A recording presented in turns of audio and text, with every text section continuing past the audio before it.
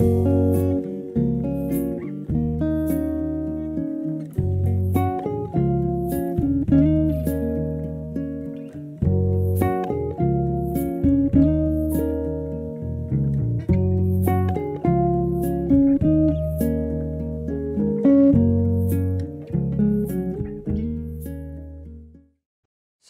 warahmatullahi wabarakatuh. Selamat datang di channel Atli Riri. Saya Riri Yakub.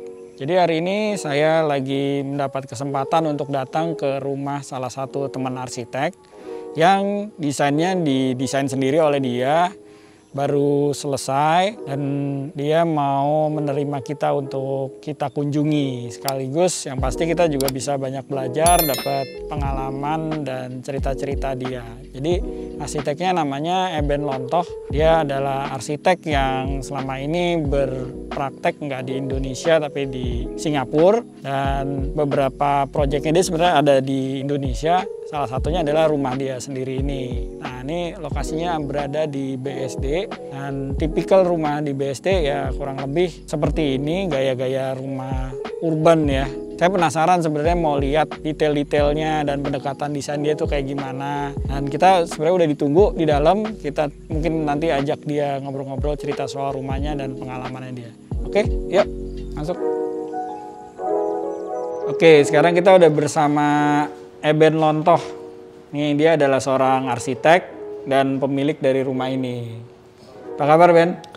Baik, Mas Riri.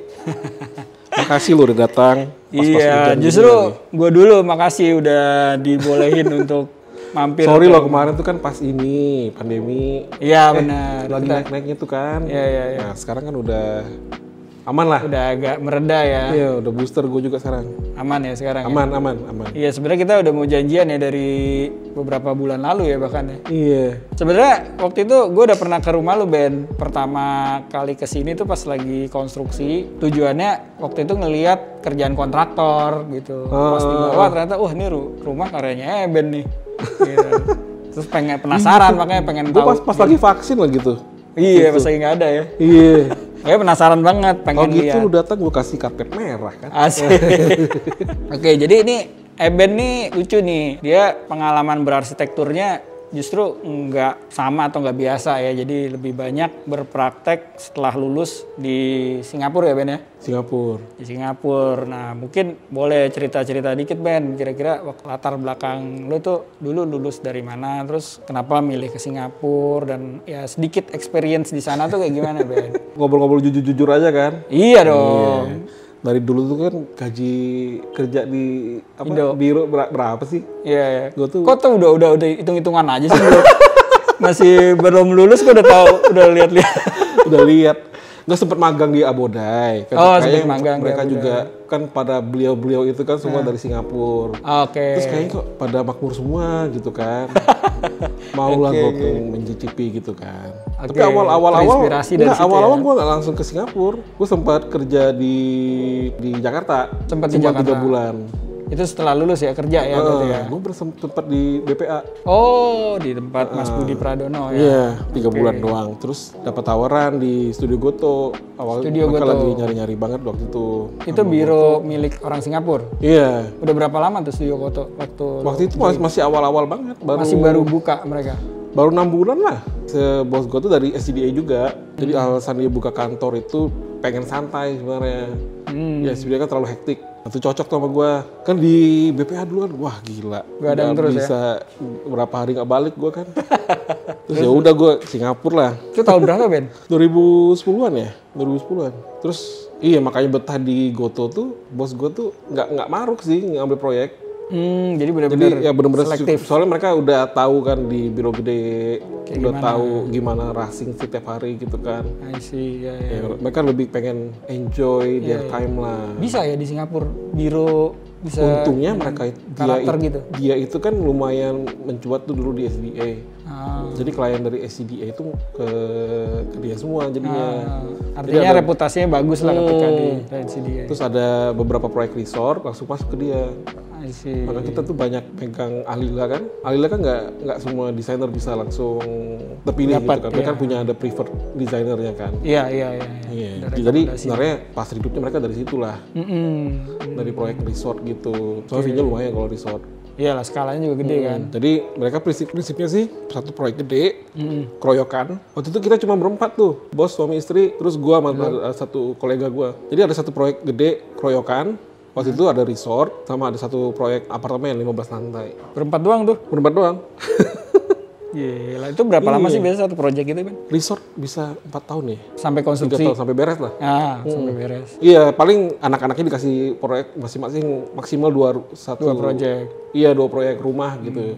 Makanya gue tuh mulai tahun 2014 lah, agak bosen. Iya. Nah, makanya gue mulai lah merambah ke proyek di Indo. Iya. Ada tuh gitu. Proyek lo tuh yang gue lihat di Bandung ya? Iya, itu rumah gue sebenarnya. Oh, rumah pribadi. Ya mencoba exercise ide lah. Iya.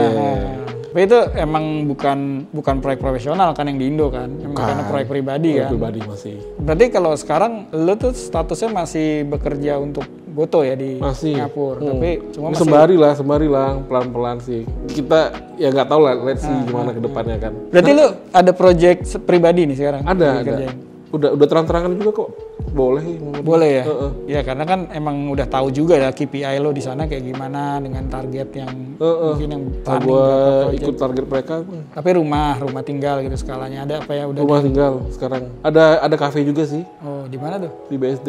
Wih, ntar kita tunggu nih karya kafenya. Tapi rencana ke depan lo masih ngelihat nih wait and see ya? Ya apa yang didapat ya dinikmatin aja lah istilahnya ya. Kalau ikut suara hati tuh gue pengen banget sih punya kantor di Indo. Di Indo. Soalnya kayaknya tuh iklim berarsitektur di Indonesia tuh enak banget. Beda Kalau ya? gue lihat ya. Beda ya sama di sana enak ya? banget sih. Kayak lu kan datang ke sini kita ngobrol-ngobrol. Ya, emang kalau di sana jarang susah lah. Berdiskusi, sharing. Gak mau bagi resep lah. Oh gitu ya? Apa karena emang apa ya face-nya cepat di situ dan industri banget? Apa ya kayak nggak mau kalah gitu ya? Kayak takut marketnya diambil gitu loh. Iya, kompetitif lah ya. Benar-benar kompetitif sih.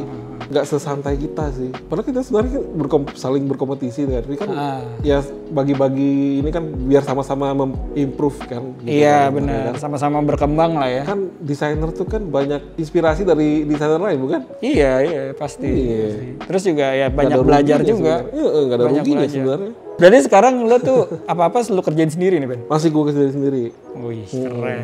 Nah Ben, cerita soal rumah lo nih. Rumah lo dibangun baru selesai tahun ini kan? Baru selesai tahun ini. Oke, luasannya berapa Ben ini Ben? Luas tanah 105, 7 kali 15. Luas bangunan 166. 166. Dan ini lo desain sendiri untuk rumah lo di sini. Buat rumah gua. Ya hasil kerja keras lah di Singapura. Tapi katanya sebelumnya punya rumah juga kan di Bandung kan? Oh iya juga sih. Kerjanya pasti sangat keras ya. Tapi lo aslinya orang mana sih Ben?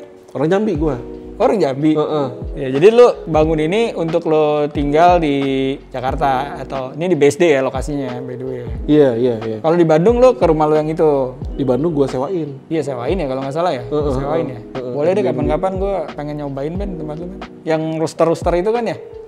Gue lihat sih konsepnya yang kayak bisa dibuka gitu kan? Iya. Ya gue perhatiin aja dari internet tuh. Ya anyway nih balik lagi ke rumah lo. Jadi cerita dikit dong Ben. Apa ya yang membuat latar belakang dari ide bikin rumah ini tuh apa Ben? Gue pengen nanya konsep kayaknya takutnya lo ntar merasa terbebani gitu. Iya, gue bingung juga soalnya. Tadi soal nggak ada konsep mendalam lah. Sebenarnya semuanya benar-benar pragmatis aja. Pragmatis. Kan rumah kecil. Keuntungan dari rumah gue ini di depan itu ada tanah sisa di situ tuh. Iya, jadi depan rumah lo tuh nggak ada kafling orang ya. Gimana gue bisa seolah-olah tuh mengklaim itu tanah gue itu. Iya, jadi bisa lo nikmatin tuh ya.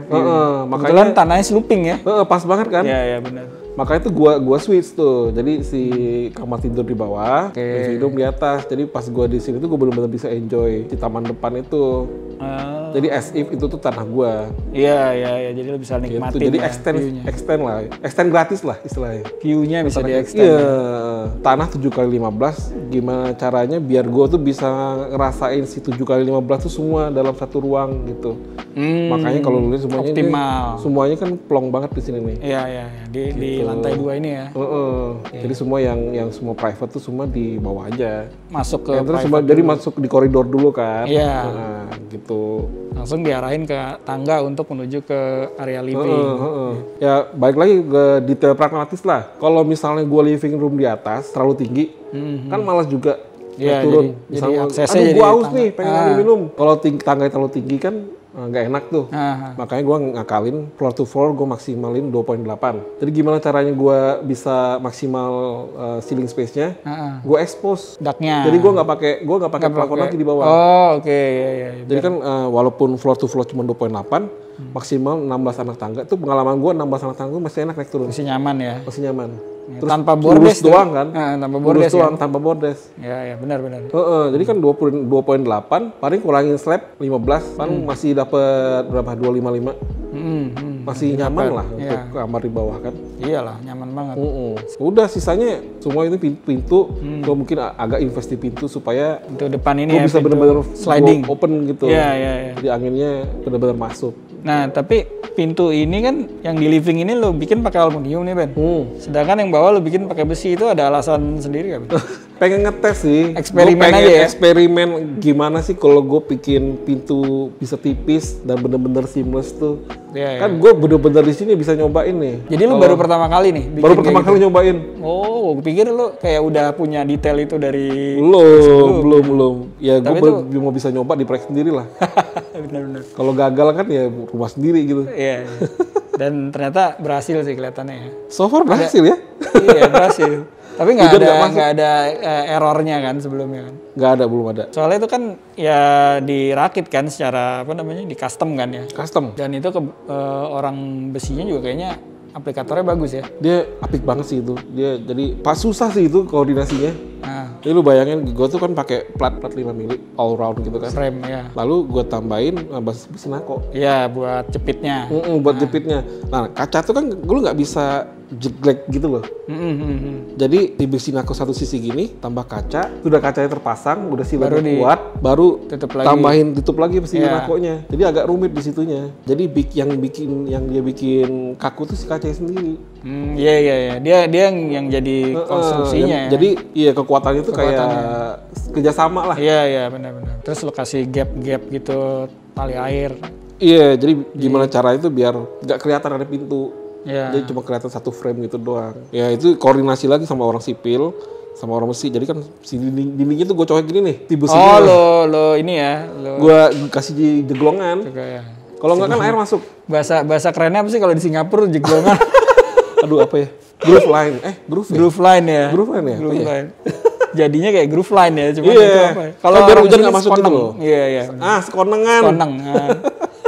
Iya, paling eksperimen di situ. Terus awalnya gue kan suka konkret, standar lah arsitek lah ya. Iya, kayak di ceiling itu gue coba gimana caranya biar betonnya rapi gitu. Terus yang di depan, yang depan itu tuh itu kas asli, bukan acian. Oh, dicetak. Kas yang di depan itu. Ada beberapa berhasil, ada beberapa enggak lah. Gue suka konkret tapi pengen agak masih sophisticated dikit gitu loh. Masih agak kelihatan mewah ya. Makanya di bawah tuh ada kayak ornamen emas yang di bawah tangga. Oke. Terus baru masuk ke interior. Sebenarnya kayak dia tuh si kabinet gede ini, dia kan punya ruangan panjang nih. Iya. Ini makin mengemphasize aja, menegaskan aja itu panjang gitu kan. Jadi satu kabinet super panjang. Jadi kelihatan makin lebar ya si ruangan. Iya, jadi makin memanjang gitu kan. Harusnya tuh backdropnya tuh ada vertical garden. Oh. Cuman ya sekarang dibayangkan aja dulu. Kita masih ngeliat semen dulu nih ya. Jadi situ ada daybednya buat tidur siang. Soalnya kan di sini nggak ada kamar. Iya. Terus service area di mana, Ben? Di bawah. Di bawah ya? Yang di ujung di bawah situ tuh. Oh, oke. Di bawahnya ini ya, berarti di bawahnya si powder room ini ya? Di bawah powder room. Sampai kayu kan gue pilih yang masih agak grey warnanya. Itu HPL ya? HPL ini kan HPL tuh terkadang tuh lu bisa kayak kerasa kayak fake gitu kan. Iya. Makanya gue detailnya tuh gue combine sama kayu asli Di mananya? di framingnya. Oh, Frame ini nih. itu kayak asli ya? Ini Yang kayu buat asli. list-list itu ya? Iya. Jadi tuh secara visual tuh lu ke distract gitu. Oh ini kayu asli gitu. Jadi masih ada profil-profil yang bisa lebih ini ya? Gue lebih prefer HPL sih daripada veneer. Veneer kan lu kasih lah berapa setahun atau berapa pasti baret. Ini paling durable lah. Makanya gue berani pakai di meja makan. Kalau kotor kan tinggal bersihin aja.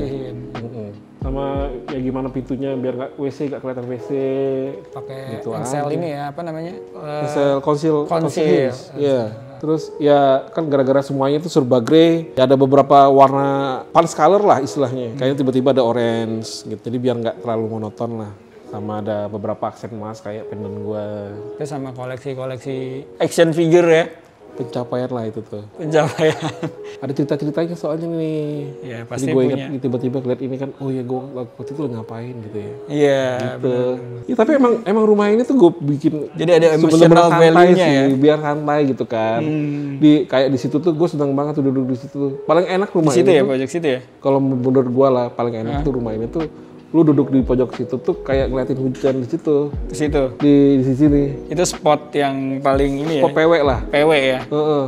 Kalau soal pas hujan tuh angin itu enak banget. Nah tapi kalau udah hujan angin duduk aja. Nah ini si temboknya ini tuh sebenarnya kayak ini loh, kayak misalnya kalau kita tuh kalau lagi panas begini.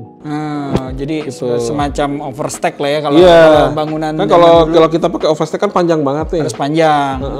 Jadi lo turunin ke bawah. Gue turunin panjang ke bawah gitu. Biar lebih Dan nggak terlalu silau lah. Ini menghadap lumayan work mana, sih. Menghadap mana? Barat itu agak Serong ya kayaknya. serong gitu. Agak work sih. Jadi nggak terlalu silau. Nggak terlalu silo. Iya. Tapi di baliknya si panel itu atasnya kaca dulu ya? Enggak. Emang gue sengaja bolong doang sih. Oh gitu.